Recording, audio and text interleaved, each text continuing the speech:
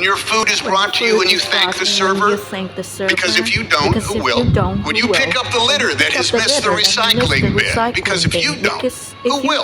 When you make good on your victories and learn from your losses, because both are the results of proud and noble efforts. If you don't, who will?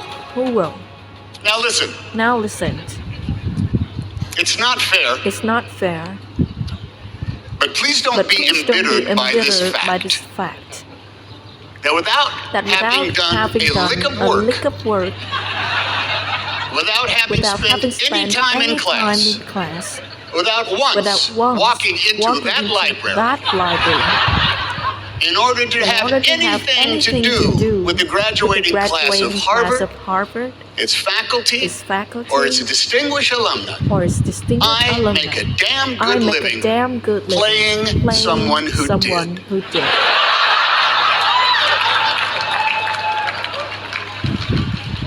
It's the way of the world, kids. On behalf, most tools scan papers. We built one that understands them with quality. On behalf of all of us who studied for 2 years at Chabot Community College in Hayward, California,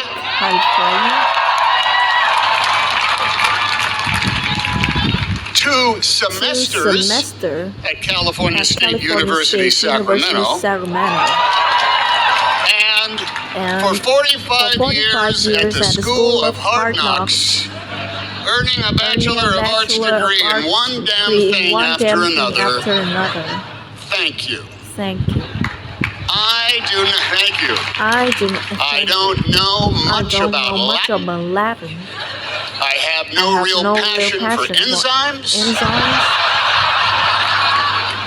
And public global policy is something I scan in the newspaper just before I do the Wordle.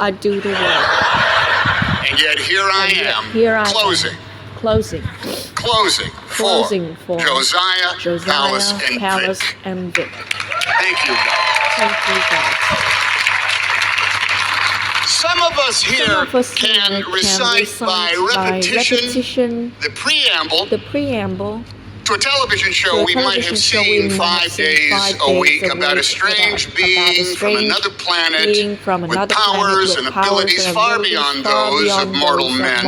Superman, who, disguised as a mild-mannered reporter for a great metropolitan newspaper. There were many metropolitan newspapers once. Some of them were great. Who could change the course of mighty rivers and bend steel with his bare hands. He was faster than a speeding bullet. He was more powerful than a locomotive. And he was able to leap tall buildings at a single bound. And those are very, very impressive superpowers. Well, what was most impressive about his powers was how he chose to wield them. Yeah. Cats were saved from trees. Evildoers were banished to the Phantom Zone, and the innocent were rescued with reliable and assuring regularity. But in those half hours, which have since grown to many full-length films and multiverses, and God, you kids see them all, was the ongoing struggle for not just the protection and safety of the world, but too, the exposing of crooks and their lives to the light of day. Superman, you see, and his proxies of Wonder Woman, Captain America, and Black Panther, and Black Widow, and the Fantastic Four. My God, there's a million. They are all enmeshed in that never-ending battle for truth, justice, and the American way. And in such a struggle, being a Superman is a plus. Even with his one lethal weakness, exposure to chunks of the wreckage of his home planet destroyed by its own hubris and apathy. But hey, there ain't no Superman, nor anyone else in his Justice League. There's just us on this planet. Now, on occasions such as this, beware of certain orators who resort to using sage quotations from historical figures. figures, or the words or legends of literature and arts, or the name dropping of famous friends, claim to some kind of wisdom or super ability. Some people standing at this podium shouldn't be considered much more than lucky sots who are in the right place at the right time with the right goods and the right attitude. Or, as a man named Marlon Brando once said to me, Vic, would you pick up that name I just dropped? Marlon Brando, would you hold on to it till we're done? Thank you. Give it back to me at the end. I'm going to need it back. Yes, as a man named Marlon Brando once said to me on a message he left on my telephone answering machine, Tommy, handkerchief.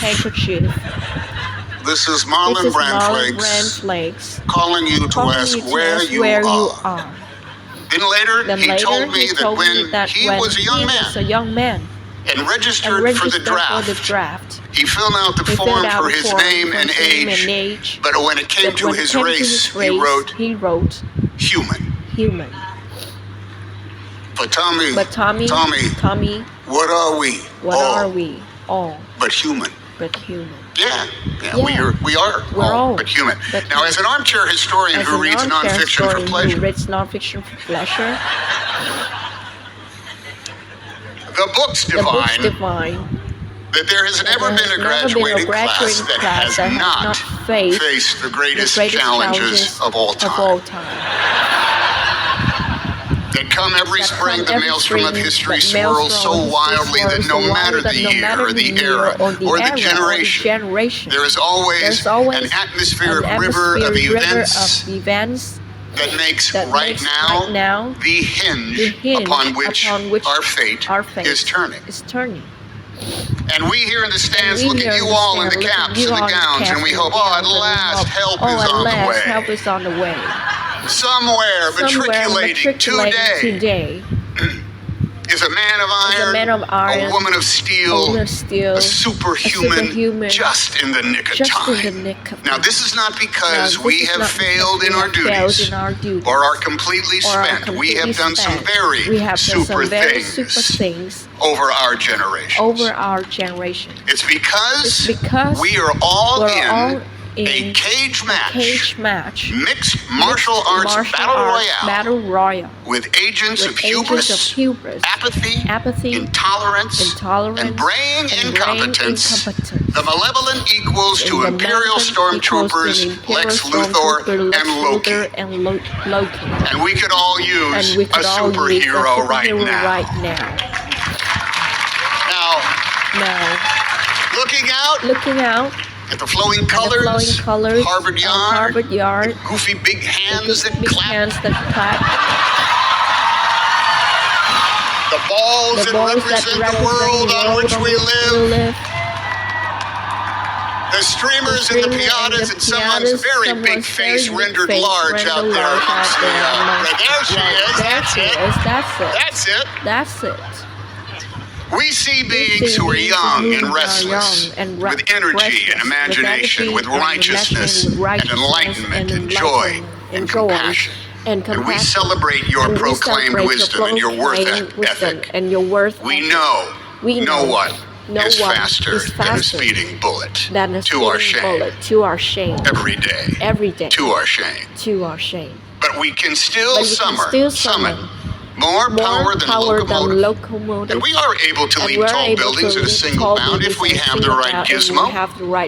We can't change the course of mighty rivers if such a thing should be done. And we make machines that bend steel as easily as using our bare hands. And we know that to each other we often seem like strange beings from another planet, in habits and tastes and languages, with holidays, foods we eat, names of the days of the week, all vary. We all have special powers and abilities far beyond the reach of other mortals. Some of us can repair a screen door with ease.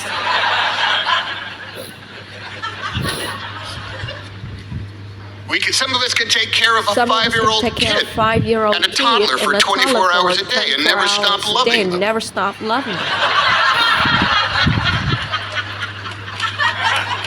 Some Some of us make sense of physics and economics and global policy. Some of us survive somehow on minimum earnings.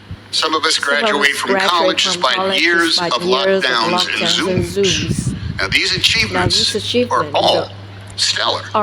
Even though, yes, we are all but human.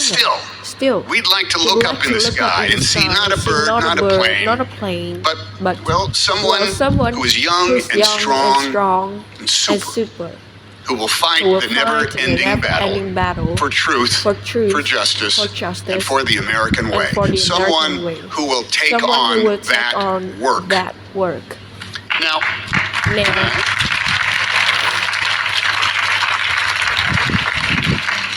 Now, a kooky uncle once said to me, we should all stay in school as long as we can, because the moment we graduate, we have to work every day for the rest of our lives. Now that uncle was, a bit bitter. But he was not wrong. We all get to complain about the man. And we all have debts we gotta pay. And we're all entitled to a day off to lay about. But the work that is called for, that we must do, has no expiration date. It is the construction of our more perfect union. And that job will never, ever be completed. It's one that requires rigorous attention, unfading wherewithal, and all hands. The work is the keeping of the promises of our promised land, the practice of decency, the protection of freedom, and the promotion of liberty for all, with no exceptions. And man, that takes on a lot of work.